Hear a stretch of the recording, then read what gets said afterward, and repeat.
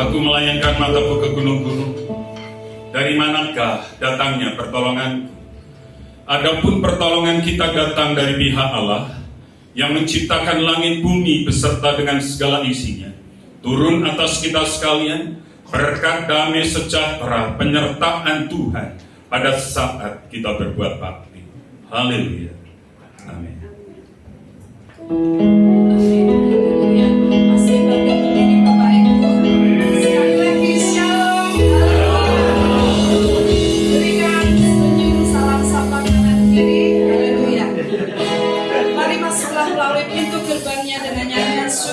Dalam pelatarannya dengan puji-pujian, bersyukurlah kepadanya dan pujilah namanya. Haleluya. Dengan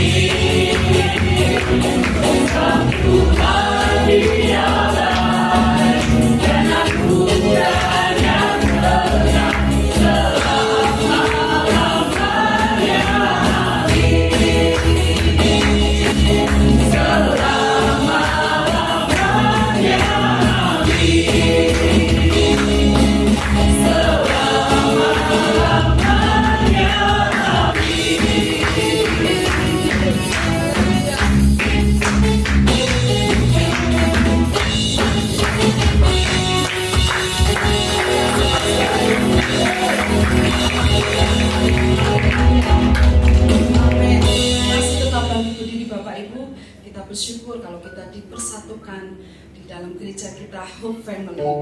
Kita mau sorakan semangat kita. Kalau saya katakan my home, my church, my family, nanti kita akan sama-sama jawab yes, yes, yes 3 kali. Amin, Bapak Ibu. Kita katakan my home, my church, my family bersama-sama ya pada hitungan yang ketiga. 1, 2, 3. My home, my church, my family. Yes, yes, yes. Sekali lagi. My home, my church, my family. Yes, yes, yes.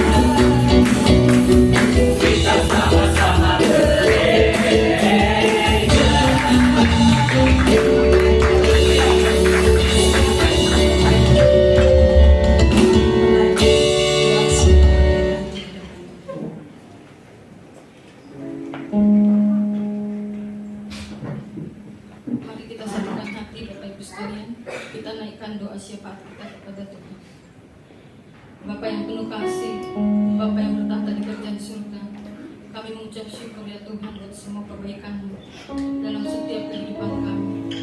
Terima kasih ya Tuhan, Engkau ada di setiap musim kehidupan kami, Bapa. Sedetik pun Engkau meninggalkan kami. Terima kasih Bapa, kalau kami boleh ada di negara kami boleh hidup di negara kami, bangsa Indonesia.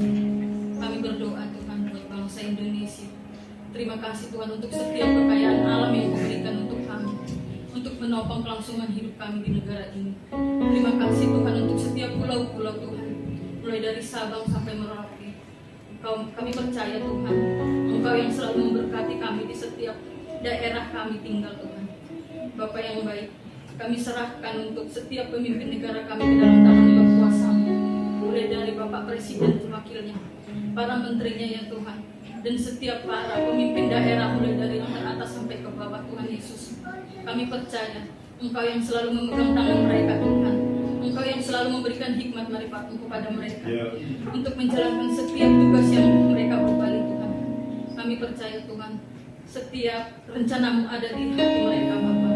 Engkau yang selalu menolong Tuhan para pemimpin kami Bapa. Engkau yang selalu memelihara kehidupan keluarga mereka Tuhan. Engkau yang selalu menjaga mereka Tuhan Yesus. Terima kasih Bapa, terima kasih. Kami juga berdoa Tuhan Yesus buat saudara kami yang ada di Pulau Papua Tengah Bapa. Tuhan Yesus, Papua Tengah sedang mengalami kekeringan ya Bapa. Tuhan Yesus, kami hanya berserah kepada-Mu. Engkau yang jamah mereka, Engkau yang mencukupkan setiap kebutuhan mereka Tuhan Yesus. Yang mereka sedang mengalami kelaparan Tuhan Yesus, kami percaya Bapa, tanah mereka subur Tuhan, hujan akan turun Tuhan, sehingga mereka boleh berlangsung hidup Tuhan. Adanya Engkau di hati mereka Bapa. Engkau yang selalu memberikan Tuhan sukacita penuh kepada setiap hati anak-anak-Mu Tuhan Yesus. Engkau yang selalu menolong Tuhan untuk para pemimpin kami yang akan memberikan bantuan Tuhan Yesus. Engkau yang memperlancar semuanya ya Bapa, sehingga bantuan yang diberikan oleh pemerintah kami boleh sampai kepada mereka Tuhan, dan mereka boleh menerima berkat Tuhan, karena kami percaya Tuhan Yesus sayang kepada saudara kami Papua Tengah. Tuhan Yesus, kami juga berdoa Bapa untuk setiap pertumbuhan iman jemaat Bapa dimanapun mereka berada Tuhan Yesus. Kami percaya khususnya yang ada di jemaat GBI Hope gereja kami Tuhan Yesus, Engkau yang selalu memberikan kekuatan Tuhan, Engkau yang selalu menolong Tuhan di setiap pergumulan hidup mereka. Kami percaya ya Tuhan, Engkau ada Tuhan, Engkau selalu pegang teguh mereka Bapa, sehingga boleh mereka mengalami Tuhan setiap mujizat dalam kehidupan mereka. Kami percaya Tuhan, apa yang sudah mereka dengar, apa yang sudah mereka terima Tuhan daripada-Mu melalui para gembala kami Tuhan Yesus, kami percaya tertanam di hati mereka, sehingga mulai mereka Tuhan sadar dan akan kembali kepada-Mu Tuhan dengan hati yang tulus.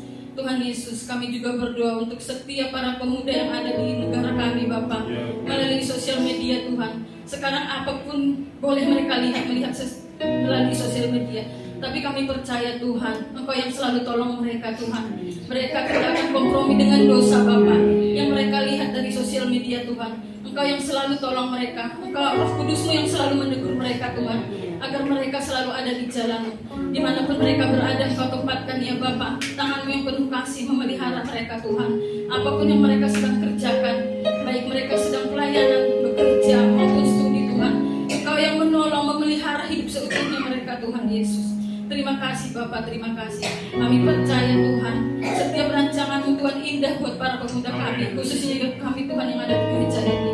Kami tahu Tuhan, tak ada sedetik pun Engkau meninggalkan mereka. Bapak, terima kasih Tuhan untuk semua Tuhan yang Kau berikan kepada kami. Bapak, kami juga berdoa untuk setiap kami lepas pribadi Bapak, untuk setiap penuaian jiwa-jiwa Bapak. Terima kasih Bapak, Engkau bekali kami melalui firman-Mu. Ajar kami Tuhan untuk berani Tuhan mengumandangkan firman-Mu dimanapun kami berada, dimanapun Engkau tempatkan kami, melalui perilaku kami, melalui Tuhan apa yang kami katakan. Roh Kudus-Mu yang selalu membantu kami untuk memberikan kekuatan kepada kami dan keberanian Bapa, sehingga kami menjadi terang dimanapun kami berada. Tuhan Yesus, terima kasih, terima kasih.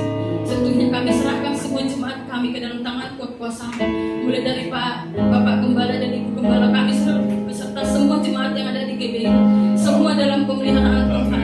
Apapun yang menjadi permasalahan keluarga kami ya Bapak, kami percaya Engkau sanggup menolong Tuhan. Apapun yang menjadi kerinduan dan cita-cita kami, Tuhan yang dahsyat, yang luar biasa, yang selalu menjaga kami, yang selalu memampukan kami. Terima kasih Tuhan, terima kasih semua yang telah terjadi di kehidupan kami, dan kedepannya kami percaya Engkau selalu memelihara kami Tuhan. Terima kasih Bapak, kami serahkan doa kami, berlandaskan percayaan kami kepada Yesus Kristus. Terpuji-puji nama-Mu ya Tuhan. Haleluya. Amin. Ku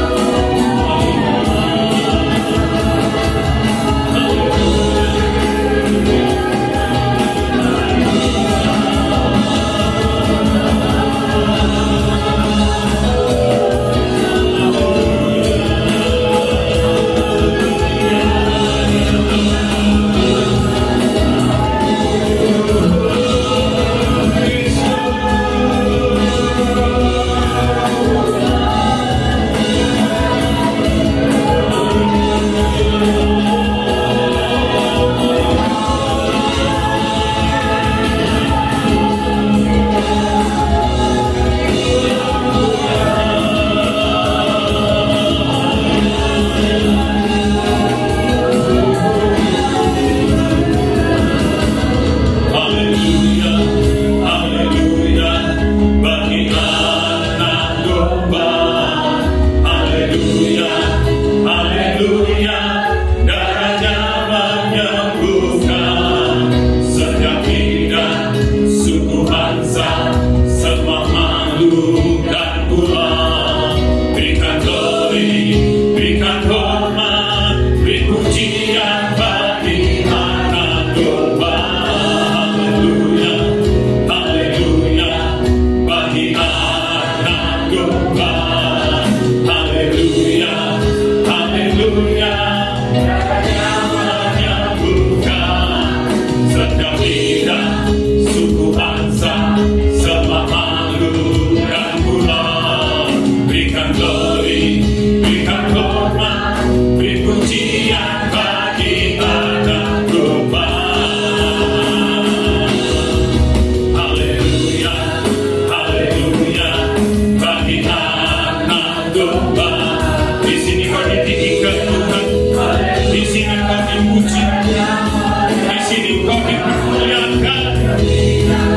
Sebangsa, sebangsa dan pulau. Berikan glory, berikan hormat, beri pujian bagi anak. Dipuji, dipujian bagi anak. Pujian bagi anak domba.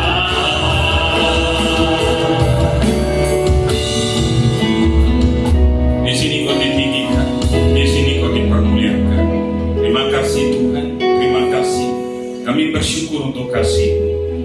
Demikianlah kamu bukan lagi orang asing dan pendatang, melainkan kawan sewarga dari orang-orang kudus dan anggota-anggota keluarga Allah, yang dibangun di atas dasar para rasul dan para nabi, dengan Kristus Yesus sebagai batu penjuru. Di dalam Dia tumbuh seluruh bangunan, rapi tersusun menjadi bait Allah yang kudus di dalam Tuhan.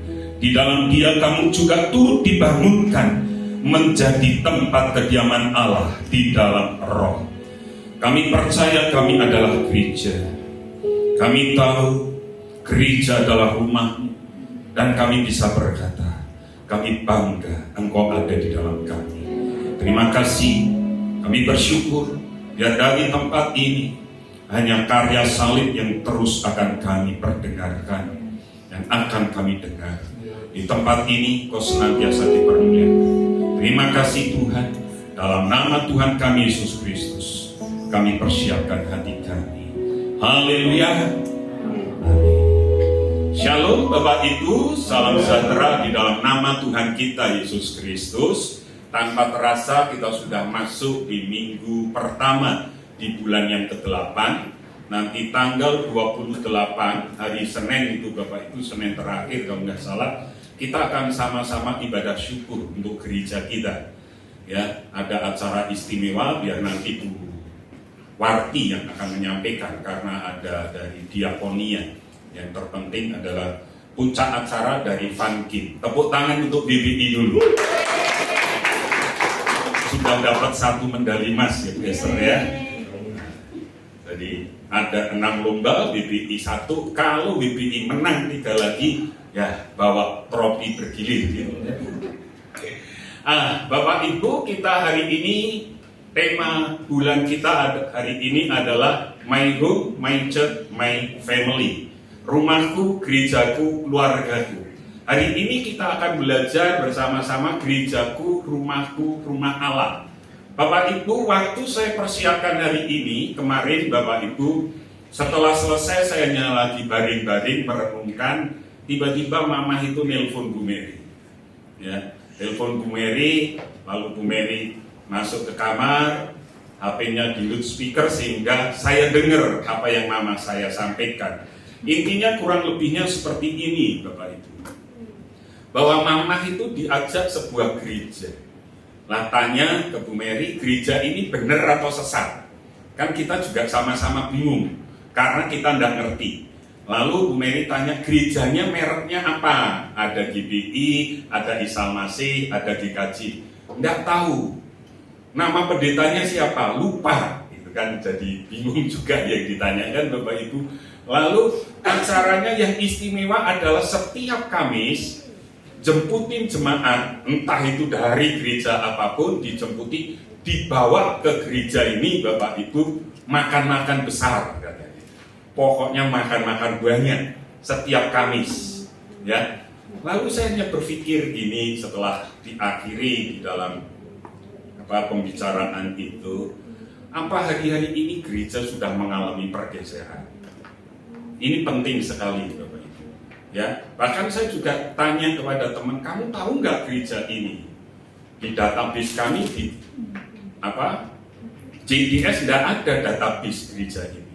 Nah ini dari JDS sedang terus mengumpulkan data, kira-kira gereja ini seperti apa?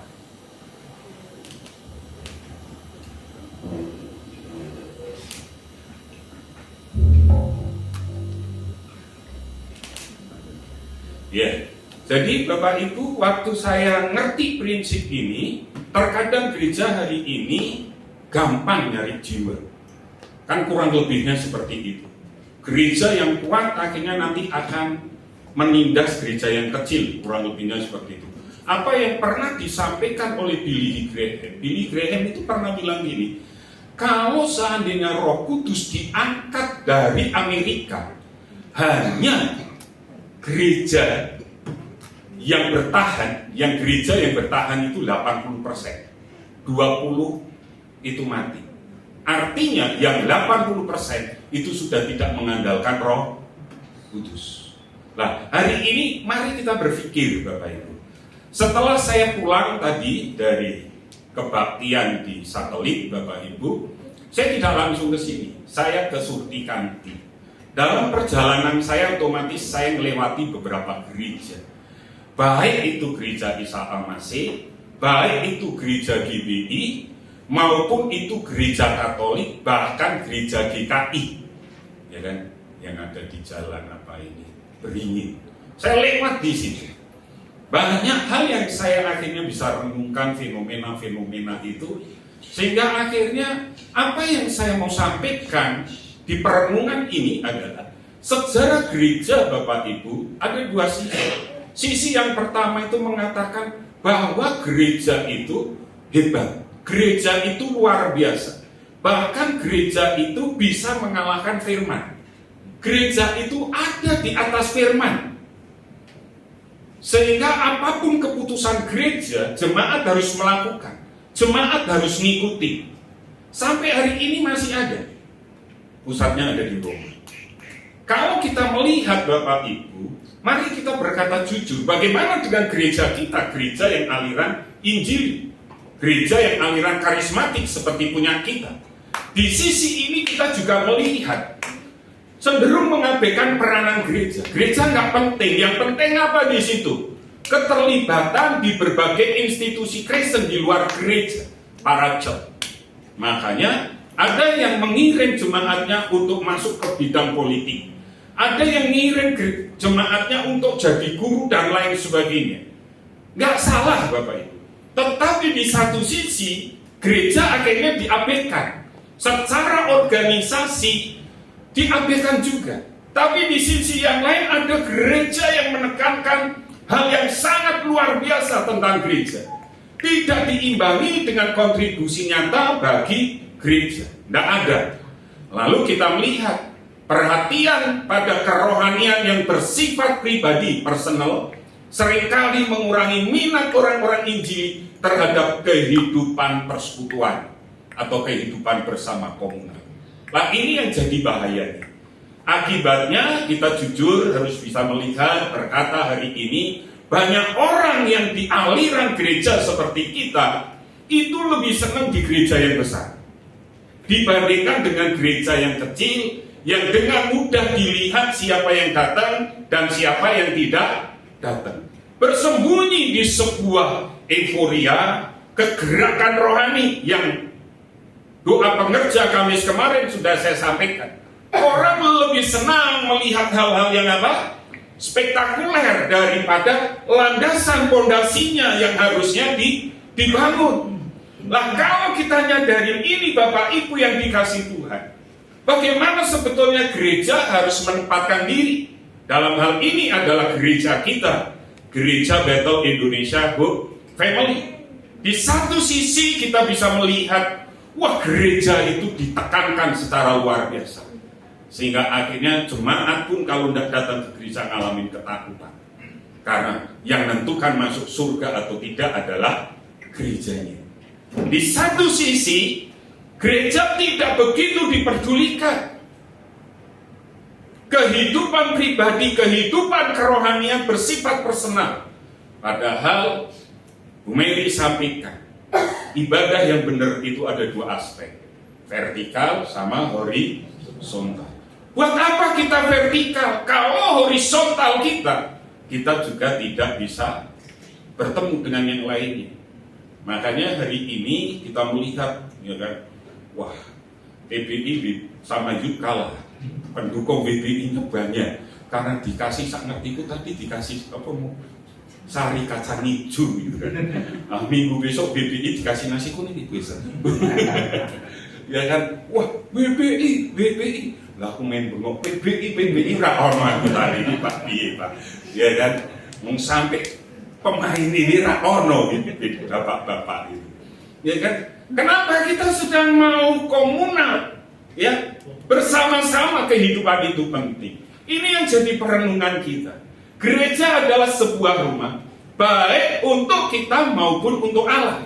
Katakan dengan saya, gereja adalah rumah untuk saya dan Allah. Ini penting untuk disadari. Ya, respon yang pantas terhadap hal ini adalah apresiasi dan kecintaan terhadap gereja.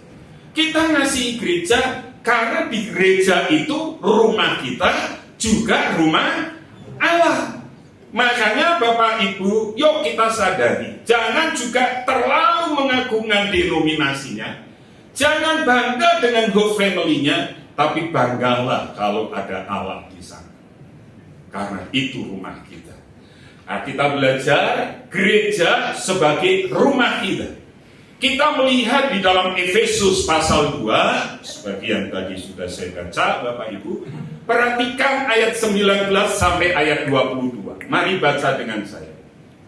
2, 3. Demikianlah kamu bukan lagi orang asing dan pendatang, melainkan kawan sewarga dari orang-orang kudus dan anggota-anggota keluarga Allah yang dibangun di atas dasar para rasul dan para nabi, dengan Kristus Yesus sebagai batu penjuru. Di dalam Dia tumbuh seluruh bangunan, rapi tersusun menjadi bait Allah yang kudus di dalam Tuhan. Di dalam Dia kamu juga turut dibangunkan menjadi tempat kediaman Allah di dalam Roh. Saya minta Bima lagu pujian tadi, kamu gereja, coba.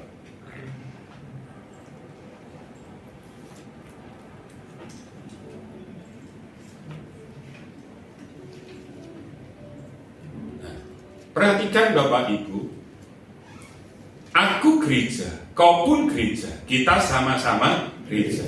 Next.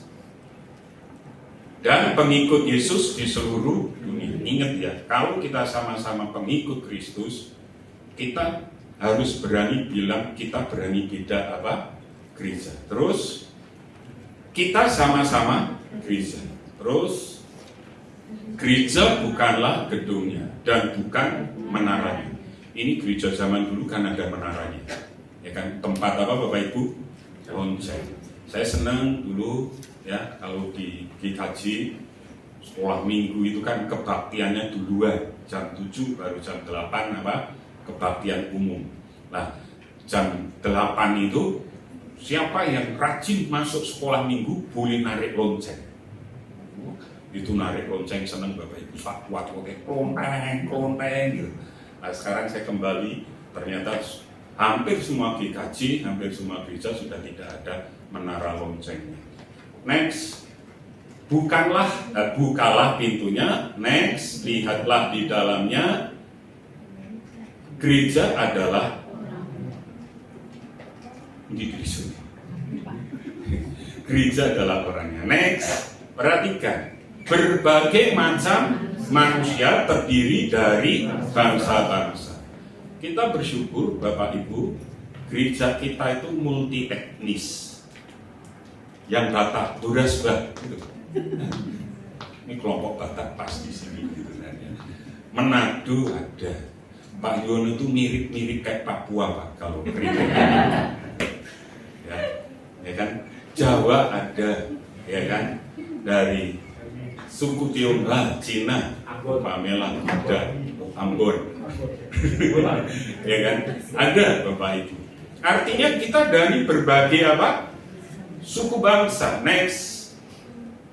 Lain bahasanya dan warna kulitnya. Next. Tempatnya pun juga berbeda. Oke. Jadi sedikit gambaran, Bapak Ibu kembali ke PowerPoint. Sedikit gambaran kita sudah ngerti gereja itu seperti apa. Gereja itu dari berbagai suku, dari berbagai bahasa.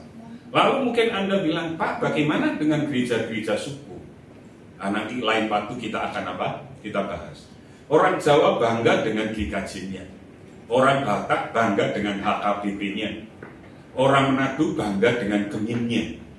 Ya kan? Kalau orang Indonesia bangga dengan gereja Betel Indonesia. Nah, jadi kita lihat di ayat 19, demikianlah kamu bukan lagi orang asing dan pendatang, melainkan kawan sewarga dari orang-orang kudus dan anggota-anggota keluarga Allah. Dari ayat ini ada 4 identitas Bapak Ibu. Yang pertama, mereka bukan lagi orang asing, eksonia. Pendatang, parokoi, kawan sewarga dari orang-orang kudus, simpolutai ton hagion, anggota-anggota keluarga Allah, oikoi tau tiu. Nah, kita lihat dari 4 ini kan sebetulnya luar biasa Bapak Ibu. Kenapa bagian yang terakhir, anggota keluarga Allah? Anggota keluarga orang-orang kudus, bukan orang asing, bukan pendatang. Tetapi bagaimana faktanya di dalam kitab Efesus?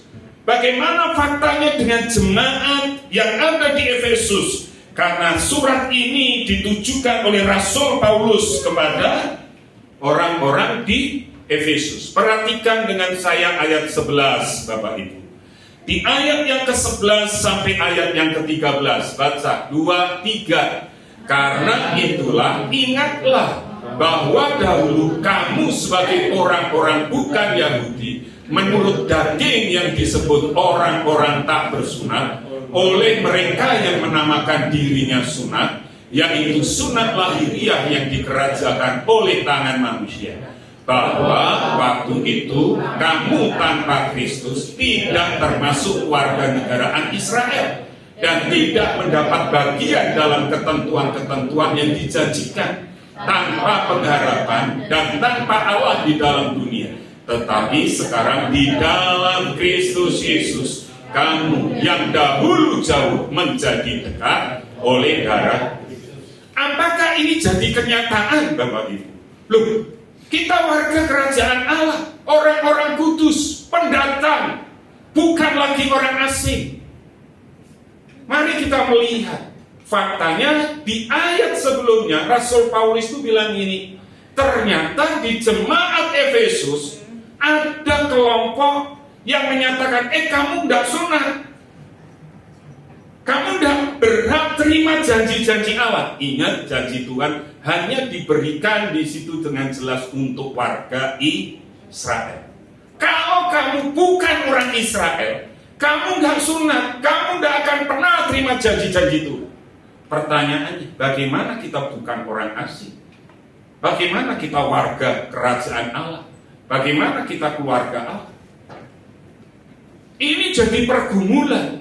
Makanya Bapak Ibu kita bisa melihat di sini, apakah gereja itu sekarang jadi rumah buat Anda dan saya?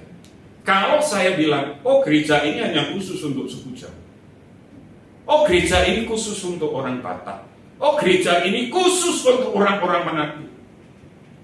Kalau kita nyadarin ini Bapak Ibu yang dikasih Tuhan, mari kita bisa melihat bahwa Tuhan sudah menyatukan yang jauh, sudah mendekatkan oleh darah Kristus.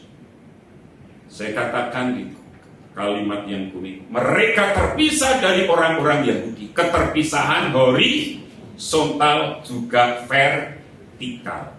Nuansa keintiman yang terkandung dalam 4 istilah yang digunakan di ayat yang ke-19 tadi, Bapak Ibu, ya, terhadap keadaan jemaat Efesus dahulu sebagai orang-orang non-Yahudi, ayat 11, terpisah secara vertikal dan horizontal. Ada hal ibadah yang disampaikan Bu Mary harus horizontal dan vertikal. Salib ya, horizontal, vertikal. Nah, kalau kita nyadari ini, mereka tidak termasuk kewargaan Israel, sehingga tidak menikmati semua hak istimewa bagi umat Allah. Ini juga harusnya berlaku untuk Anda dan saya. Anda tidak berhak menerima berkat-berkatnya Allah. Yang berhak ya orang-orang apa? Israel. Ada tembok pemisah dan perseteruan antara mereka dengan orang-orang Yahudi. Perhatikan ayat 13-15. Tetapi sekarang di dalam Kristus Yesus, kamu yang dahulu jauh sudah menjadi dekat oleh darah Kristus, karena dialah damai sejahtera kita yang telah mempersatukan kedua pihak dan yang telah apa? Merubuhkan tembok pemisah, yaitu perseteruan. Sebab dengan matinya sebagai manusia, Kristus telah membatalkan hukum Taurat dengan segala perintah dan ketentuannya untuk menciptakan keduanya menjadi satu manusia baru di dalam dirinya, dan dengan itu mengadakan damai sejahtera. Sehingga Bapak Ibu, pernah satu ketika waktu kami pertemuan dengan full timer Menara, Pak Saudara, karena ada satu anak dari full timer kami sunat. Lalu saya tanya gini, sunat itu yang benar sekarang? Dipotong, di laser atau dicepit? Itu kan modelnya macam-macam sekarang. Nah, yang saya juga nggak ngerti, karena kan di brosur di jalan-jalan itu kan ada gitu kan. Yang benar yang mana ini? Di laser, saya pernah tanya ponakan saya itu di laser, ngeluarin darah enggak? Enggak. Ya kan? Dicepit? Enggak juga. Yang benar dipotong, kalau dipotong pasti mengeluarkan. Lah itu kan yang lebih alkitabiah, harusnya kan seperti itu. Akhirnya menimbulkan pro kontra enggak kira-kira Bapak Ibu? Akhirnya tengah-tengahnya gini, loh kita ini sunat itu kan untuk kesehatan, bukan masalah cara dipotongnya. Ya karena kasih anugerah Bapak Ibu. Kalau memang tidak kasih anugerah, ya kita harus tetap ngikutin zamannya apa? Israel caranya, tata caranya kan seperti itu. Ya kasihan yang pria-pria Bapak Ibu, mosok kembali ke zaman apa? Batu gitu kan ya. Sakit itu. Gitu. Nah, kalau kita nyadarin ini, Kristus itu sudah mendekatkan, meruntuhkan tradisi-tradisi dari hukum Taurat. Lah kalau kita nyadarin ini Bapak Ibu, kita bisa melihat mereka yang terpisah dari orang-orang Yahudi, terpisah secara horizontal, dan Allah secara vertikal, dengan kematian Kristus mereka diperdamaikan. Sehingga harusnya kita sadar kalau kita ini dari berbagai budaya. Makanya saya sering bilang ini, sejenda seje karpe ang ini, karpe bing ini. Kabeh dituruti Bapak Ibu, bubar. Harus ada penundukan diri. Kalau Kristus sudah memperdamaikan, yang beda-beda itu bisa menjadi satu. Gereja dari berbagai latar budaya, etnis budaya, suku bahasa bisa dipersatukan dengan kematian Kristus dan kebangkitan Kristus. Kemarin Bu Mary ketemu dengan saudaranya yang dari Jakarta, karena anaknya ada di Australia, di Aussie sana. Diajak anaknya kebaktian di Hillsong. Wah, begitu masuk katanya nggak cocok. Lah gimana? Nanti kalau Bu Esther sama Bu Mary nganter hosti perjamuan suci pakai you can see me, kira-kira ya kan? Pakai rok mini itu mereka pelayannya seperti itu Bapak. Iya kan? Lalu gerejanya sudah gelap, ya nanti Anda lihat di Hillsong kan, dia ngerti kan, gereja sudah modern, tidak ada lambang apa, salib semuanya gelap. Nah, saudara saya ini orang model Kristen-Kristen HKBP, Gemim, seperti itu, GPIP, yang semuanya pendeta kalau khotbah harus pakai apa? Pakai jas. Anda nggak ngerti semua udah kas. Iya kan? Pakai jas. Lu saya itu pernah ke khotbah Bapak Ibu. Pagi pakai jas sumuk kan. Saya lihat, oh majelisnya pakai batik. Penerima tamunya pakai apa? Batik semua. Pikirku, engkau kebaktian kedua, aku pulang ganti pakai apa Bapak Ibu? Batik gitu kan ya. Begitu pulang Bapak Ibu dijak makan, ditegurlah saya sama majelisnya. Pak, kenapa nggak pakai jas? Majelisnya ganti, pagi saya pakai apa? Pakai jas. Ya saya bilang, maaf Pak, saya lupa pakai jas saya. Ini kan mau saya ngomong sumuk, nanti dia bilang, wah ini cukup AC gitu kan ya. Nah, masih ada gereja yang seperti itu. Lah kita nyadari Bapak Ibu yang dikasih Tuhan, kita lihat keterpisahan juga terjadi pada relasi vertikal dengan Allah. Mereka hidup tanpa Kristus dan Allah, sehingga mereka tidak memiliki pengharapan. Nah ini yang harusnya Anda sebagai jemaat harus ngerti, sadar. Jangan-jangan Anda juga terpisah dengan Tuhan. Anda hanya datang, duduk, nggak ngerti kenapa Anda berjemaat. Kenapa Anda tidak nyadari bahwa Anda ini rumah Tuhan, gerejanya Tuhan. Kalau Anda terpisah dengan Tuhan, bahaya. Ya, Anda di situ tidak memiliki pengharapan. Bapak Ibu, saya sampaikan gini. Kalau saya dengan teman-teman di GBA hari ini sedang menyelesaikan kitab 2 Tawarik. Di 2 Tawarik, saya sampaikan gini. Banyak hal yang menarik. Saya hanya bisa simpulkan gini. Kalau bangsa Israel setia, hidupnya pasti diberkati. Hari ini saya pakai renungan tentang Usia. Usia itu di awal, wah, dia luar biasa. Tapi di akhir masa jabatannya, dia tinggalkan Tuhan. Yehuda kacau balau. Musuh bisa menghancurkan. Dari situ saya bisa simpulkan gini. Selama kita ingin nyadari ada Tuhan, dekat dengan Tuhan, bangun bait sucinya, maka Tuhan akan senantiasa ada bersama dengan saya dan Anda. Itu dalam konteks PB. Dalam konteks PB, kita ini kan anugerah. Tapi karena kita ini anugerah, jujur kadang menyepelekan berita anugerah itu. Hidup kita akhirnya seenaknya diri, seenaknya sendiri. Tidak menghargai aturan-aturan, tatanan-tatanan bagaimana kita harus menghargai dan menghormati Tuhan. Nah, yang penting kan sudah anugerah, Pak. Sehingga anugerah itu akhirnya dikecilkan maknanya, diturunkan derajatnya, tidak semakin kita bawa tinggi untuk kemuliaan Tuhan. Nah, kalau kita nyadari ini, kita ngerti. Hari ini Anda terpisah nggak dengan Tuhan? Kalau kita terpisah dengan Tuhan, kita tidak akan ada pengharapan. Anda perseteruan dengan Allah di ayat yang ke-16. Dan untuk memperdamaikan keduanya di dalam satu tubuh dengan Allah oleh salib, dengan melenyapkan perseteruan pada salib itu. Selama saya dan Anda terhilang dari Allah, Anda bermusuhan dengan Tuhan. Tidak ada pengharapan. Dengan orang-orang Yahudi juga sama. Tidak bisa bersatu.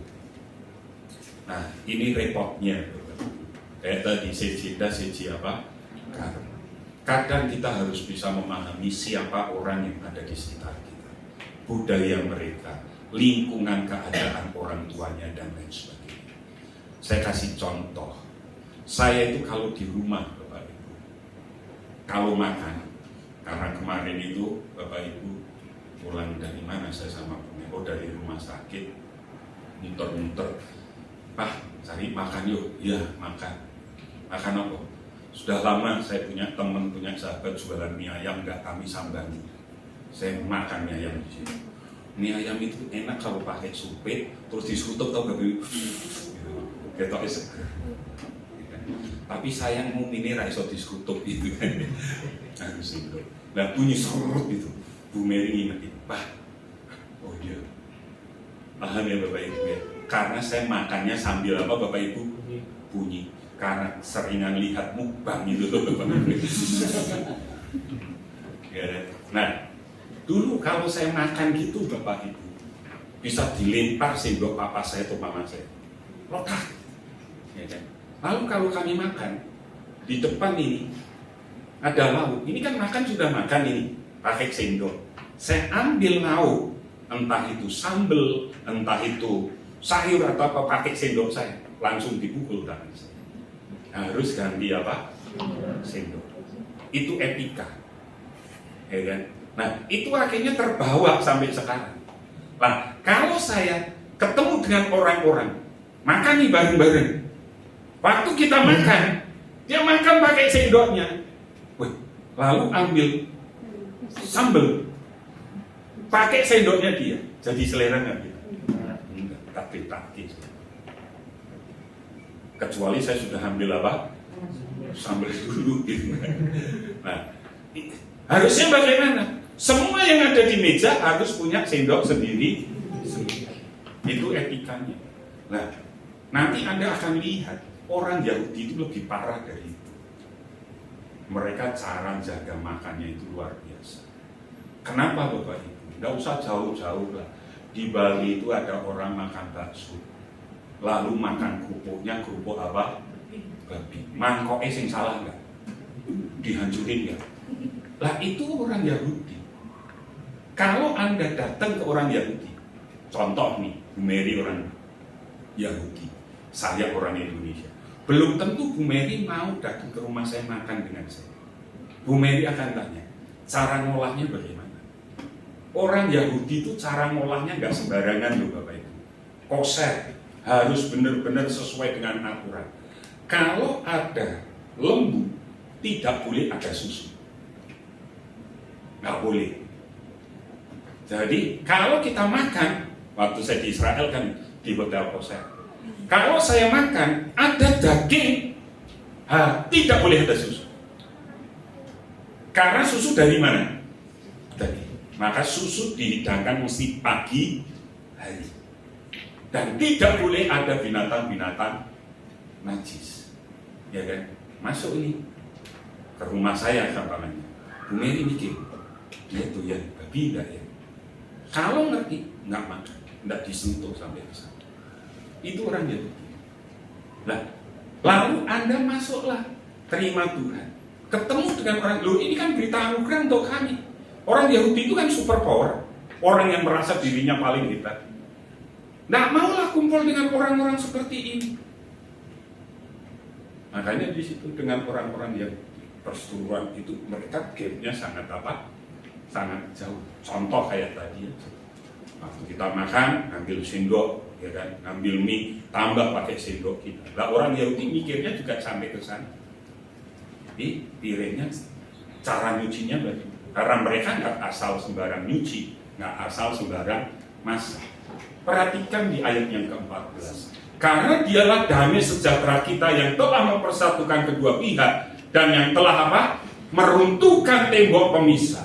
Melalui penebusan Kristus, keterpisahan tersebut dijembatani dengan sempurna. Tembok pemisah di apa? Diruntuhkan. Tidak ada Yahudi, tidak ada non-Yahudi. Semuanya apa? Sama. Tidak ada Jawa, tidak ada Manado, tidak ada Sunda, tidak ada Batak, tidak ada Tionghoa. Semuanya apa?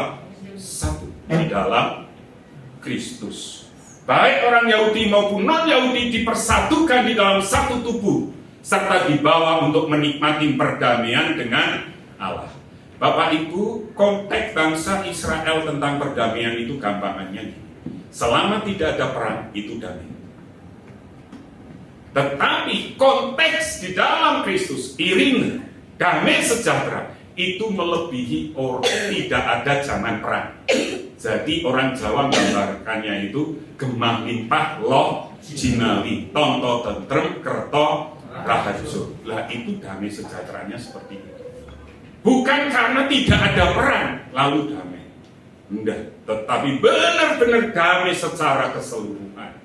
Penebusan Kristus tidak hanya menyelesaikan perseteruan, keintiman yang dihasilkan melalui darah Kristus menciptakan kesatuan yang diungkapkan melalui kata yang menjadikan keduanya satu. Perhatikan ayat yang ke-14.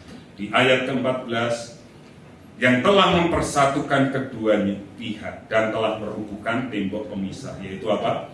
Damai sejahtera kita yang telah mempersatukan kedua. Kata menjadikan keduanya satu itu ho poisas ta ampotera hen. Perhatikan kata hen, pengertiannya nanti beda-beda. Satu manusia baru itu di kalimat ayat 15, hina kainon antropon, satu tubuh di ayat 16, heni somati, dan di dalam satu roh ayat 18, en heni pneumati. Dengan demikian kedamaian Irene di ayat 15 dan 17 bukan sekedar berarti tidak ada perang seperti konsep Romawi tentang kedamaian, melainkan persatuan yang inti. Konteks Romawi maupun Israel tentang damai itu gampang. Selama tidak ada perang, itu apa? Damai. Berarti sampai hari ini Israel tidak pernah mengalami kedamaian. Karena sampai hari ini masih terus apa? Perang. Nah, kita lihat sekarang Bapak itu tentang kultur budaya. Kenapa mereka tidak bisa dipersatukan? Karena kultur budaya. Bangsa Yahudi menganggap diri lebih baik daripada bangsa lain. Kenapa? Mereka bangga dengan diri sebagai umat yang bersunat. Oh, saya orang bersunat, orang pilihan Tuhan. Coba kita lihat di ayat yang ke-11 itu. Ya. Karena itulah ingat bahwa dahulu kamu sebagai orang-orang bukan Yahudi menurut daging yang disebut orang-orang tak paham ya? Jadi kalau mereka merasa disunat, mereka keturunan Abraham. Luar biasa. Saya tanya kenapa? Sekarang masih ada nggak orang-orang seperti ini? Pokoknya sunat itu lebih apa? Lebih padahal sunat hanya untuk apa? Kesehatan. Mereka memiliki Taurat Allah sebagai pedoman hidup. Di ayat yang ke-15 nanti bandingannya di Roma dan lain sebagainya. 2, 3. Sebab dengan matinya sebagai manusia ia telah membatalkan apa? Dengan segala perintah dan ketentuannya untuk menciptakan keduanya menjadi satu manusia baru di dalam, dan dengan itu mengadakan damai sejahtera. Mereka satu-satunya yang punya hukum Taurat. Mereka bangga. Yang ketiga, mereka mempunyai warisan rohani yang hebat. Ini merasa hebat sehingga nggak mau kumpul dengan orang lain. Karena mereka merasa hebat, arogansi dan spiritual ini menjadi tembok tebal yang menghalangi interaksi sosial mereka dengan orang-orang lain. Jadi pesan saya satu, jangan bangga dengan diri kita. Kita ini sudah ditebus oleh Bapak Ibu. Kita harusnya bisa mempersatukan orang lain. Tadi pagi di dalam ibadah satelit saya sampaikan begini. Kadang kita ini merasa diri kita tuh hebat. Waktu kita direndahkan orang lain, kita cepat-cepat marah. Tetapi bukan soal benar atau salah. Yang benar adalah apa Bapak Ibu? Respon. Karena saya ambil di dalam Yakobus 1 itu ada 3 prinsip kita menghadapi masalah persoalan. Yang pertama, kita harus bangga kalau kita sedang menghadapi masalah. Yang kedua, kalau kita menghadapi masalah, cari sumbernya. Itu bagian yang ketiga. Sumbernya kenapa kok kita bisa kena masalah. Yang kedua, di balik masalah itu ada mahkotanya. Makanya kita harus lihat dulu sumber masalahnya dari mana. Kalau orang lain marah dengan saya, berarti sumber masalahnya dicari. Jangan-jangan saya salah. Jangan asal menyalahin apa orang. Kayak semalam itu saya sampai mau tertawa. Ya, ada Yeni, saya sudah ngomong-ngomong sama dia. Tiba-tiba entah dari belakang saya, depan saya ada anak muda dengan anaknya masih muda, naik motor metik, tapi knalpotnya brom. Orang di knalpot brom ini kan senengin blayer-blayer kan Bapak Ibu. Nah, saya berhenti pas polisi tidur gitu. Nah, dari belakang saya nggak tahu ada motor apa senggolan atau apa, karena saya lihat di sini Yeni, dia di sebelah sana. Brom, saya ngerti dari depan gue. Knalpotnya dia apa?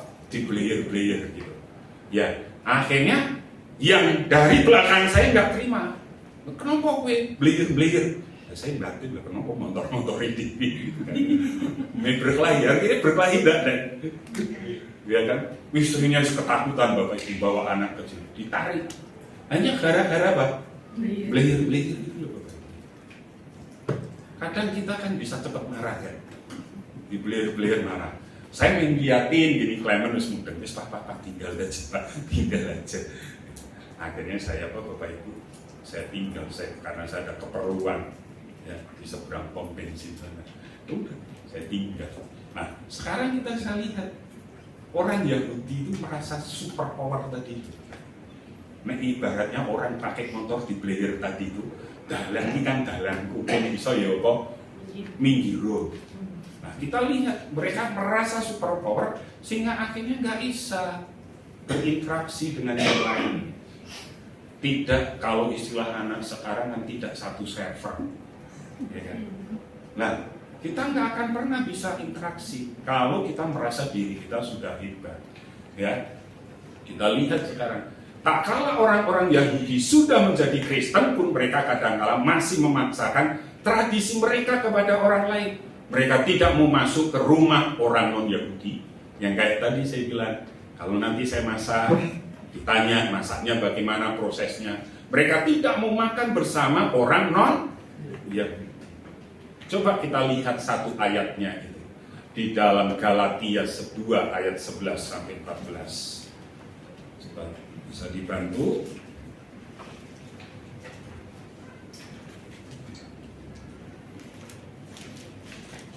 Sudah ketemu?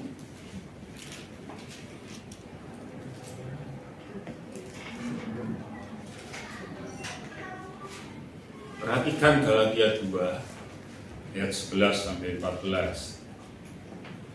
Tetapi waktu Kefas datang ke Antiokhia, aku terang-terangan menentangnya sebab ia salah.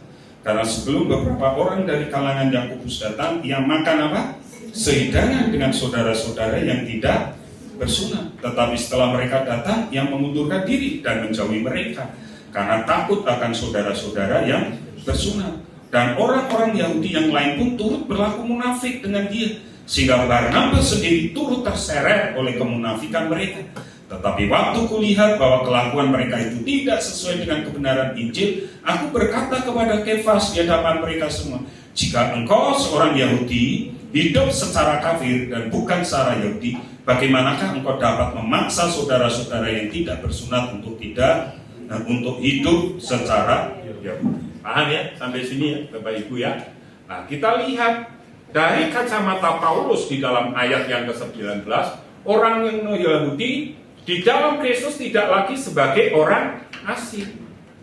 Kalau kita sudah di dalam Kristus, eksonia, kita bukan orang asing maupun parakoi, pendatang. Dua kata ini sulit dibedakan secara tegas. Sebutan yang pertama digunakan untuk orang-orang sengsara yang tidak dikenal. Ingat ya, Matius 25, 35, 38, 43, 44 itu. Saya ambil pasalnya aja 25. Itu tentang akhir zaman. Orang-orang asing di Athena, ada orang-orang yang datang dari luar Athena. Mereka netep di situ. Atau para patrik itu bapak-bapak gereja, ya, sebagai orang asing di bumi ini. Ibrani 11:13. Sebutan kedua yang hanya muncul sekali, tetapi artinya sangat dekat dengan para demoi, itu ada di dalam 1 Petrus 2:11. Para kois kai para demos yang digunakan untuk 12 suku di mana? Di perang Troa. Ingat ya. Jadi intinya gini, kita sudah bukan orang asing kalau kita terima Tuhan Yesus. Kita sudah dipersatukan dengan kematian Kristus. Tidak ada Yahudi, tidak ada non-Yahudi. Semuanya satu sebagai warga kerajaan Allah. Jemaat Efesus adalah kawan sewarga dari orang-orang kudus. Sebutan Simprotai memiliki muatan politis sosial yang kental. Jadi di situ orang kudus kan sebutannya ini, ya, orang-orang kudus, Simplotai ton hagion. Simplotai ini muatan politis sosial yang kental. Nah, sekarang kalau politis kan Bapak Ibu paham ya. Ini tahun apa? Politik. Secara sosial politik ini pengertiannya gini. Kalau ada kawan sewarga, secara politik, secara sosial itu sama, ya. Kata politai sendiri berarti warga suatu kota atau negara. Ini ada di dalam Lukas 15. Itu berarti majikan, warga negara. Ini Lukas 19:14, Kisah Rasul 21:39. Kontras dengan sebutan orang asing, xenoi, maupun pendatang parakoi, menyiratkan bahwa sing politai sebaiknya ditafsirkan sebagai warga negara dengan hak. Pertanyaan saya, ini kan ditulisnya dalam konteks gereja. Berarti Anda dan saya punya hak penuh yang sama, benar? Halo, kita warga kerajaan, kita sewarga dari orang-orang kudus. Berarti kita haknya sama, Bapak Ibu. Kedudukannya apa? Sama. Gak usah cari saya kalau nanti ada yang sakit. Kenapa? Karena hak doanya juga apa? Sama. Belajar ya dari anak Papua itu ya kan? Kire nek mati yo mati yo, nek urip yo apa? Uripo gitu kan ya. Nah, pendeta ini didongake kan ya seperti itu dong. Kan bahasa Papua lain kan? Lain nggak dengan bahasa Jawa? Diapalin sama anak ini kan? Begitu pendetanya sakit, dia lari, didoakan kan pendetanya, tumpangin tangan, kire nek mati mati yo, nek urip yo uripo. Sembuh pendetanya. Ya kan? Kenapa? Kita punya hak yang sama, Bapak Ibu. Nggak ada yang istimewa. Kita harus berani mandiri, belajar sendiri dengan iman kita sendiri. Kedudukannya sama. Secara politik sosialnya, gampangannya kan seperti itu. Sampai mana? Ya. Ini ya, betul ya. Maupun pendatang paroki menyiratkan bahwa simbol tadi sebaiknya ditafsirkan sebagai warga negara dengan hak yang sama, nggak ada apa perbedaan. Lalu kita lihat tidak hanya warga satu kota atau negara, jemaat Efesus juga anggota keluarga Allah. Oikoi, toiteu, kata oikoi digunakan untuk keluarga secara roh. Makanya kita ini satu keluarganya secara rohani. Rumah kita ini keluarga secara apa? Rohani. Artinya kalau satu terluka, yang lain bisa terluka. Ya. Galatia 6:10, kawan-kawan kita seiman, anggota keluarga iman, maupun secara jasmani. Secara jasmani pun kita satu keluarga. Jelas sebutan ini menyiratkan keintiman yang lebih kuat daripada 3 sebutan sebelumnya. Ya, dilihat yang sebelumnya. Jadi 2-3 kesatuan di dalam gereja jauh melampaui kesatuan secara apa? Politis maupun sosial, lebih kuat daripada ikatan etnis maupun status ekonomi. Gereja harus menjadi sebuah rumah bagi setiap. Tidak ada orang asing di dalam gereja. Semua adalah. Ini Bapak Ibu, ini pengertian gereja. Kita ini satu, sama semuanya di mata Tuhan. Yang kedua, gereja sebagai rumah Allah. Perhatikan ayat 20-22. 2-3 yang dibangun di atas dasar para rasul dan para nabi dengan Kristus Yesus sebagai batu penjuru. Di dalam dia tumbuh seluruh bangunan rapi tersusun menjadi bait Allah yang kudus di dalam Tuhan. Di dalam dia kamu juga turut dibangunkan menjadi. Amin. Kita lihat sekarang.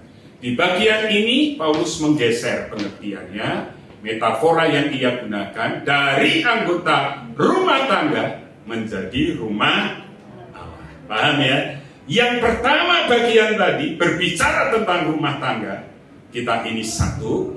Lalu kita berbicara Paulus di ayat 20 ini menjadi rumah Allah. Gambaran jemaat sebagai rumah Allah di teks ini sangat kontras dengan keadaan jemaat Efesus di luar Kristus. Mereka hidup tanpa Allah. Tadi sudah saya sampaikan di bagian pertama. Kini Allah yang justru berkenan berdiam di tengah-tengah mereka. Mereka yang dahulu mati di dalam dosa, dikuasai oleh roh-roh jahat dan berbagai hawa nafsu. Ayat ini yang belum kita baca. Mari baca ayat 1-3. Efesus ya. Efesus 2 ayat 1-3. Kamu dahulu sudah mati karena pelanggaran-pelanggaran dan dosa-dosa. Kamu hidup di dalamnya karena kamu mengikuti jalan dunia ini. Karena kamu mentaati penguasa kerajaan angkasa, yaitu roh yang sekarang sedang bekerja di antara orang-orang durhaka. Sebenarnya dahulu kami semua juga terhitung di antara mereka. Ketika kami hidup di dalam hawa nafsu daging dan menuruti kehendak daging dan pikiran kami yang jahat. Pada dasarnya kami adalah orang-orang yang harus sama seperti mereka yang lain. Mereka yang dulu mati di dosa dikuasai oleh nafsu. Kini menjadi apa? Kediaman Allah yang kudus. Jadi siapa di sini yang tidak pernah berdosa? Ada? Wah, puji Tuhan, jemaat yang rendah hati. Ya kan? Kita harus ngakui Bapak Ibu bahwa kita ini senantiasa jatuh dalam dosa. Kalau selama ada dosa, kita tidak akan pernah berkenan di hadapan Tuhan. Nah, sekarang kita lihat, ya, kita sudah pahami karakteristik bangunan rohani. Kan kita ini bangunan rohani. Lah, karakteristiknya gambarannya pertama dibangun di atas dasar para apa? Nabi, rasul dan para nabi. Bapak Ibu, nabi itu memang ada di PL, tapi ingat ini konteksnya masa transisi loh ya. Dari PL kemana? Ke PB. Ya, ada rasul, ada nabi di ayat 20. Para penafsir memperdebatkan sebutan para nabi di sini. Apakah ini merujuk pada nabi-nabi perjanjian lama atau para nabi yang melayani di jemaat mula-mula? Yang tadi saya bilang, mereka hadir di masa transisi sehingga mereka masih ada nabi. Nah, sekarang kita lihat dibangun di atas dasar para rasul dan nabi. Bagaimana dengan kita? Ya, pengajaran para rasul dan nabi ada di dalam PL dan di PB. Nah, kita belajar di sana. Yang kedua, dibangun dengan Kristus sebagai batu penjuru. Istilah agronias hanya muncul di sini dan 1 Petrus ayat 26. Batu penjuru adalah yang paling kokoh dan berfungsi untuk memastikan ketepatan dan kekokohan seluruh bangunan. Itu 1 Petrus 26 itu Rasul Petrus apa istilahnya? Yang dinubuatkan oleh Yesaya 28 ayat 16. Sebuah batu penjuru yang mahal, suatu dasar yang teguh. Coba salah satu yang sini buka 1 Petrus 2 ayat 6. Yang sini buka Yesaya 28 ayat 16. Dimulai 1 Petrus dulu ayat pasal 2 ayat 6. Kalau yang sudah menemukan silakan dibaca. 1 Petrus 2 ayat 6. Sebab ada tertulis dalam kitab suci, sesungguhnya aku meletakkan di Sion sebuah batu yang terpilih, sebuah batu penjuru yang mahal, dan siapa yang percaya kepadanya tidak akan pernah rusak. Oke, yang sebelah kanan Yesaya 28 ayat 16 silakan dibaca. Yesaya 28 ayat 16. Sebab itu beginilah firman Tuhan Allah. Sesungguhnya aku meletakkan sebagai dasar di Sion sebuah batu yang teruji, sebuah batu penjuru yang mahal, suatu dasar yang teguh. Siapa yang percaya tidak akan gelisah. Saya tanya aja sama tukang bangunan, Ivan, kamu nih bangun ada satu apa istilahnya? Satu yang untuk di awal atau langsung dibangun? Satu ruangan yang disebut core inti Core itu kan, lah itu batu penjuru. Paham ya? Jadi orang kan bangun tidak langsung, mesti akan ditentukan titiknya dulu. Ya, saya kan nggak ngerti istilah core atau apa. Titiknya itu, titik awal langkah awal pondasinya di mana. Dan itu nanti yang akan menentukan seluruh apa bangunan. Nah, titik awalnya ini yang paling apa? Paling mahal. Semua gedung, saya pernah tanya karena di Ciputra, itu tuh di bawah pilar ini ya, itu ada ukuran ES atau apa yang kuadrat, lintang apa gitu. Nah, itu saya nggak ngerti awalnya. Oh ini Pak, ini titik koordinatnya. Kalau dia nariknya dari sini, nanti koordinatnya nanti ketemunya di sana. Nanti Bapak keluar di sana, nanti akan ada lagi titik koordinatnya. Nah, titik awalnya itu di situ. Nah, jadi awalnya titik koordinatnya awal dibangun yang di sini.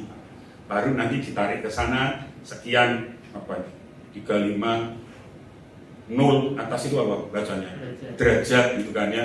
Ini hitungannya gitu, wah dijelaskan wis pokoknya ngertiku gini ini titik kok ditarik rono tarik ini gitu kan ya. Sekian meter ada ukurannya di situ semua, sehingga kalau terjadi apa-apa dilihat dulu di sini Pak, nanti bisa ketemu semuanya.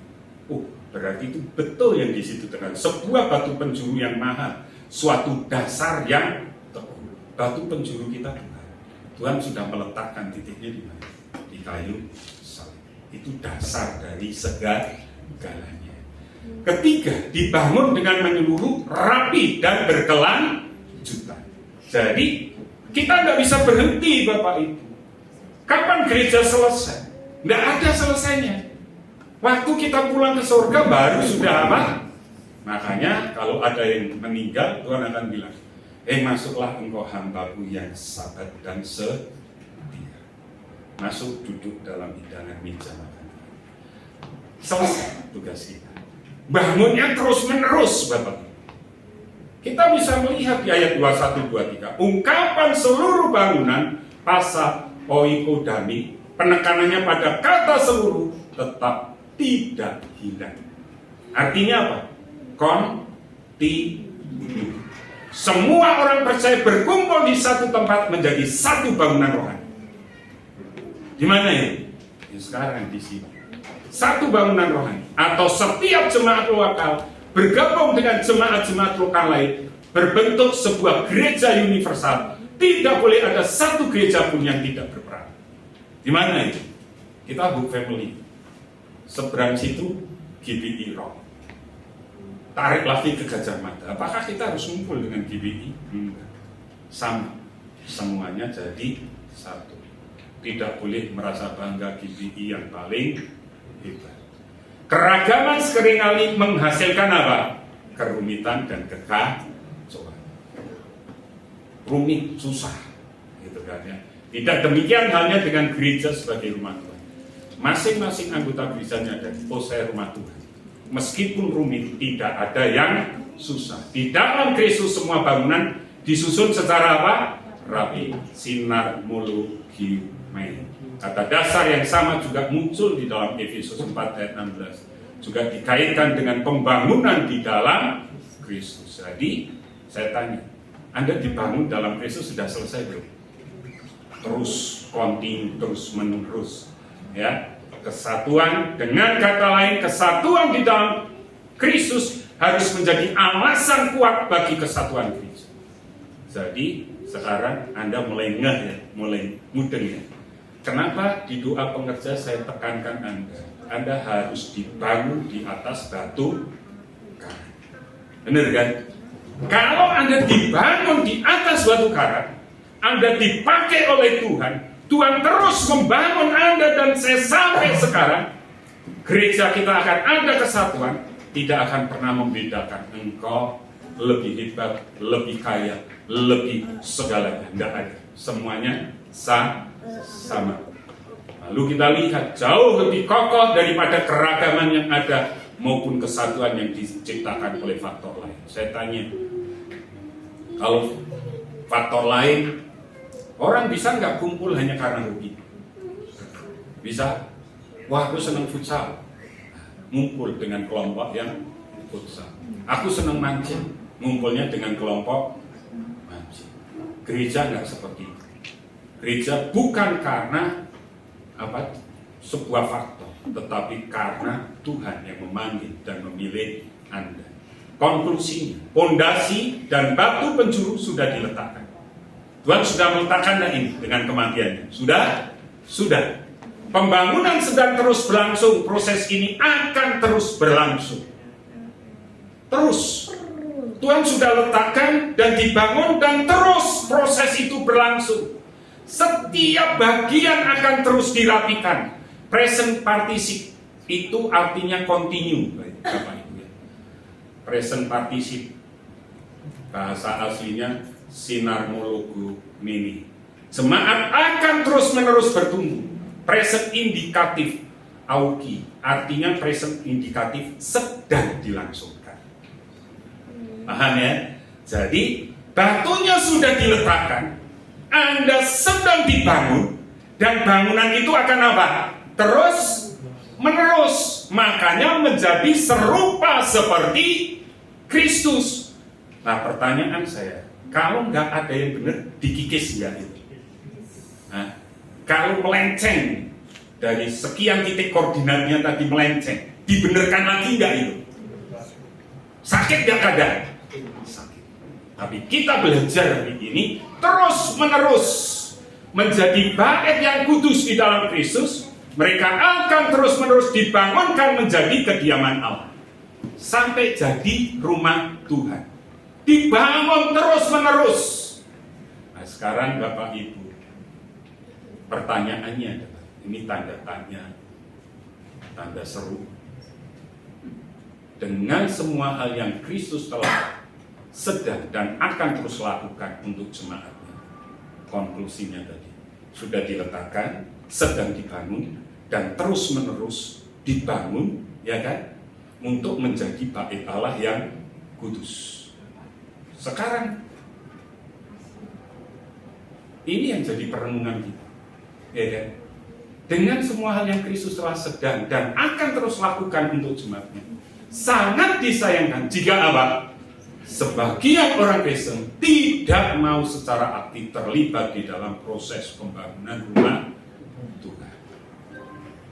Ya, yang penting aku pengen datang, nggak mau terlibat dengan semua apa pelayanan, tidak mau terlibat dengan segala apa aturan. Yang penting datang. Tetapi kita harus ngerti, kita ini dibangun. Kalau satu aja, ingat ya, horizontal vertikal, yang horizontal ngalamin masalah, yang lain bisa kena masalahnya. Halo, pasti kena nggak kira-kira? Kena. Nggak usah jauh-jauh, nanti pulang tanya Pak Yani. Kaki Pak Yani itu yang kanan itu kan kena knalpot, betul ya guru ya? Saya tanya, Pak yang sakit mana? Ini Pak, tapi saya ngomong kayak gini. Kan? Yang sakit mana Pak? Harusnya kan cuma ditunjuk dong. Ini lupa. Coba Anda sakit, tak pukul kuku Anda, kuku jempol. Nanti yang teriak mana? Kenapa Anda jempolnya? Paham ya? Karena masing-masing fungsi. Kita punya apa? Fungsinya. Dan kalau satu sakit, yang lain pasti kena akan masalah. Makanya kenapa sering kita satu dengan yang lain masih punya masalah? Gampang. Tidak pernah ngalamin persumpaan dengan Tuhan. Prinsip di debat pengerja. Dan kita ngerti proses pembangunan itu akan terus. Dan saya berharap semua jemaat di sini terlibat aktif di dalam pembangunan rumah Tuhan. Gereja bukan tempat konser. Ibadah bukan sebuah rutinitas kosong yang tidak membawa kita lebih dekat dengan Allah dan sesama melalui karya penebusan Kristus. Gereja bukan tempat konser. Tapi hari ini gereja sama dengan tempat konser. Nah, itu yang jadi pergumulan kita. Ibadah bukan rutinitas kosong karena Tuhan itu. Terakhir, ibadah menumbuhkan kita. Persekutuan di antara orang percaya adalah bait Allah yang apa? Sesungguhnya. Jadi kalau kita, yuk, kemarin kan saya bilang ini, saya tidak tahu dapat dari Instagram, dari grup hamba Tuhan, saya kirim ke Anda. Hati-hati, jagalah langkahmu kalau mau ke rumah Tuhan. Ya kan, kemarin saya kirim. Jadi kalau kita mau datang ke gereja, yuk persiapkan segalanya. Persiapkan hati, bahkan jauh-jauh hari. Jangan pagi hari baru apa? Disiapkan. Hari Jumat, Sabtu sudah persiapan. Makanya saya dorong semua pengerja, Sabtu masuklah di dalam doa puasa supaya kita benar-benar mempersiapkan. Cintailah ibadah, cintailah persekutuan dengan sesama orang Kristen. Ingat, gereja itu rumah kita. Gereja itu rumah Allah. Tuhan Yesus memberkati. Kita akan masuk di dalam perjamuan suci.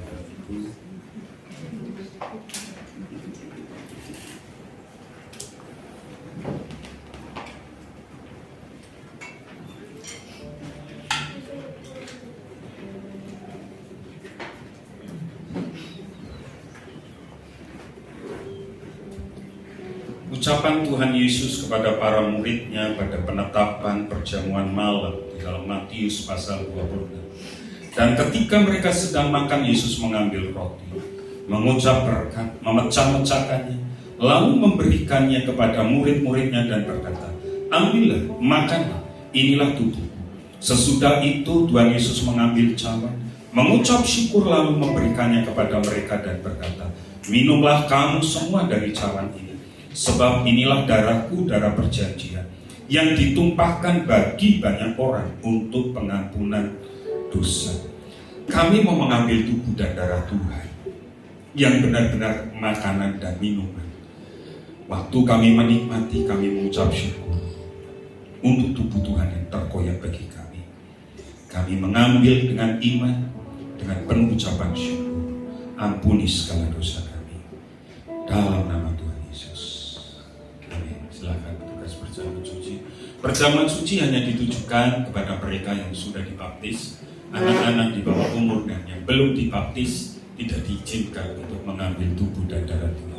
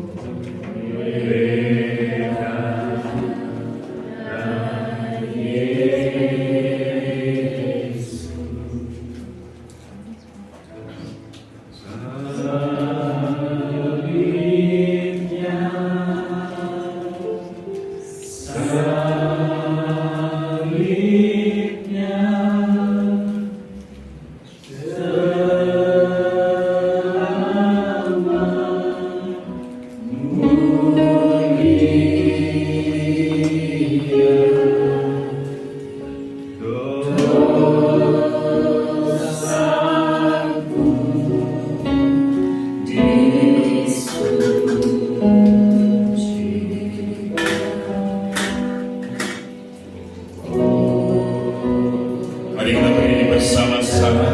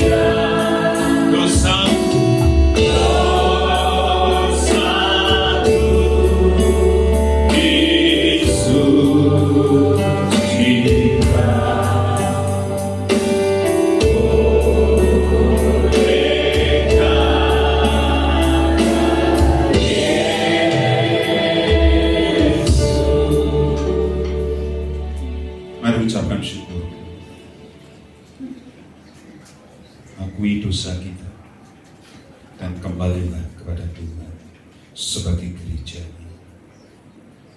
Sebab apa yang telah kuteruskan kepadamu telah aku terima dari Tuhan, yaitu bahwa Tuhan Yesus pada malam waktu ia diserahkan mengambil roti, dan sesudah itu ia mengucap syukur atasnya, ia memecah-mecahkannya dan berkata, inilah tubuhku yang diserahkan bagi kamu, perbuatlah ini menjadi peringatan akan aku.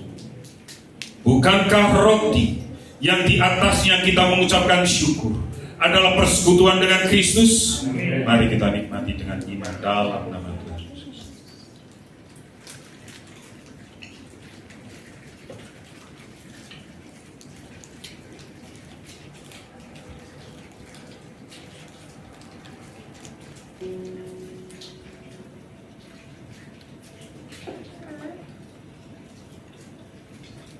Kami mengangkat tinggi cawan di atas kepala kami sebagai tanda kami mengasihi, menghormati akan karya Tuhan.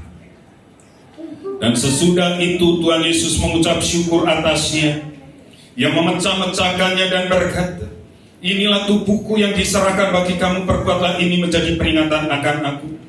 Demikian juga ia mengambil cawan sesudah makan lalu berkata, cawan ini adalah perjanjian baru yang dimateraikan oleh darahku, perbuatlah ini setiap kali kamu meminumnya menjadi peringatan akan aku. Bukankah cawan pengucapan syukur yang di atasnya kita mengucapkan syukur adalah persekutuan dengan Kristus? Mari kita nikmati dengan iman dalam nama Tuhan. Mari ucapkan syukur kita. Mari ucapkan syukur kita. Mari akan pimpin kita dalam doa bersama Tuhan. Bapa, kami mengucap syukur saat ini kami boleh menikmati tubuh dan darah Tuhan yang sudah Engkau perintahkan untuk kami semua mengingat akan pengorbanan-Mu di atas kayu salib dengan perjamuan kudus. Pada waktu kami makan roti dan minum anggur, kami terus diingatkan oleh Tuhan. Inilah pengorbanan Tuhan. Inilah karya Tuhan yang memperdamaikan kami dengan Engkau. Dengan kami masuk di dalam perjamuan kudus setiap sebulan sekali, bukan sebagai ritual, tetapi terus diingatkan supaya kami tidak menyalibkan Engkau yang kedua kali. Ampuni segala dosa dan kesalahan kami. Ampuni kalau setiap hari kadang-kadang kami melupakan pengorbanan-Mu Tuhan. Kami hidup dengan kemauan kami sendiri. Tetapi setiap kami melakukan perjamuan kudus, kami kembali disadarkan, kami diingatkan betapa mahalnya darah yang sudah tertumpah itu bagi kami. Terima kasih Tuhan Yesus, terima kasih. Kami mengucap syukur Engkau yang sudah membangun kami sebagai gereja-Mu, sebagai bangunan rumah Allah. Engkau yang sudah membangun kami untuk kami terus bertumbuh satu dengan yang lainnya, menjadi batu-batu yang disusun rapi untuk kemuliaan nama-Mu. Biarlah kami boleh semua meresponi akan karya Tuhan ini menjadi bangunan yang indah di mata Tuhan. Terima kasih Tuhan. Kalau sebentar kami akan membawa persembahan kami dan persepuluhan kami, Tuhan sucikan dan kuduskanlah agar persembahan ini berkenan dan sungguh-sungguh menjadi berkat bagi pelayanan di gereja ini. Terima kasih Tuhan, pujilah nama-Mu. Dalam nama Tuhan Yesus kami bersyukur dan berdoa. Haleluya. Amin. Kau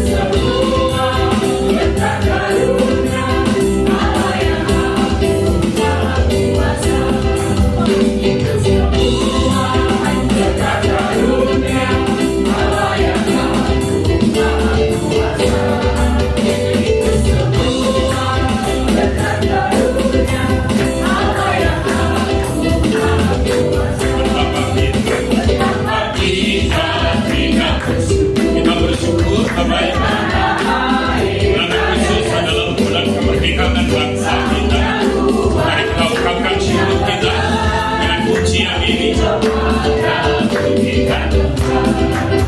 itu semua berkat karunia Allah yang agung maha kuasa.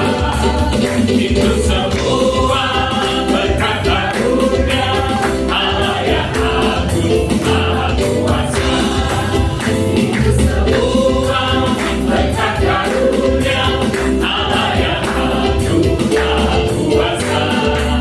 Itu semua berkat karunia Allah yang agung maha kuasa. Allah yang agung maha kuasa. Allah yang agung maha kuasa.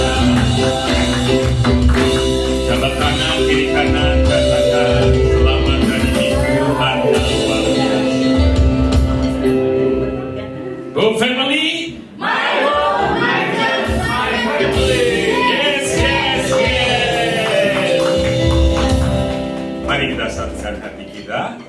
Kami bersyukur Tuhan pagi hari ini Kau memimpin menyertai lomba, bahkan masih menyisakan satu. Kami percayakan penyertaan-Mu, pimpin sertai sehingga paripurna Fun Games di dalam gereja kami, supaya kami menjadi keluarga yang semakin diakrabkan dengan permainan-permainan lomba-lomba yang ada. Kami tidak bisa berjalan tanpa Engkau Tuhan, oleh karena itu berjalanlah bersama dengan kami. Setiap langkahku ada di tangan-Mu, Kau yang aku berjejakan anugerah. Tak Kau biarkan ku jalan sendiri, percayaku sepenuhnya di dalam. Setiap langkahku ada di tangan-Mu, Kau yang aku berjejakan anugerah. Tak Kau biarkan ku jalan sendiri, percayaku sepenuhnya di dalam-Mu. Percayaku sepenuhnya di dalam-Mu. Percayaku sepenuhnya di dalam-Mu. Jemaat yang dikasihi Tuhan dan yang mengasihi Tuhannya dengan segenap tubuh, jiwa, dan roh. Setelah engkau berbuat bakti, sekarang pulanglah engkau ke ladang usahamu, ke dalam pekerjaan, ke dalam pendidikan, ke dalam keluargamu dan rumah tanggamu. Angkat hatimu, pandanglah Tuhan, dan nikmatilah berkat-berkat-Nya. Hope Family, kamulah bangsa yang terpilih, imamat yang kerajani, bangsa yang kudus, umat kepunyaan Allah sendiri, untuk menyatakan kebesaran dan kedahsyatan nama-Nya. Engkau telah ditetapkan menjadi kepala, bukan jadi ekor. Dibawa oleh Tuhan semakin naik, tidak semakin turun. Masa depanmu sungguh ada, dan harapanmu tidak pernah sia-sia. Di tangan kananmu umur panjang, di tangan kirimu kekayaan dan kehormatan, sehingga kau tidak pernah berhutang, tetapi engkau akan menghutangi bangsa-bangsa. Dari Tuhan datang pertolongan, berkat-Mu atas umat-Mu. Kasih karunia dari Tuhan Yesus Kristus, kasih sayang dari Bapa, persekutuan dan penjagaan yang dahsyat dari Roh Kudus menyertai engkau sekalian. Mulai hari ini, esok, lusa, sampai Maranatha, Tuhan Yesus datang kedua kali, menjemput kita semua di awan kemuliaan. Haleluya. Bapa, terima kasih.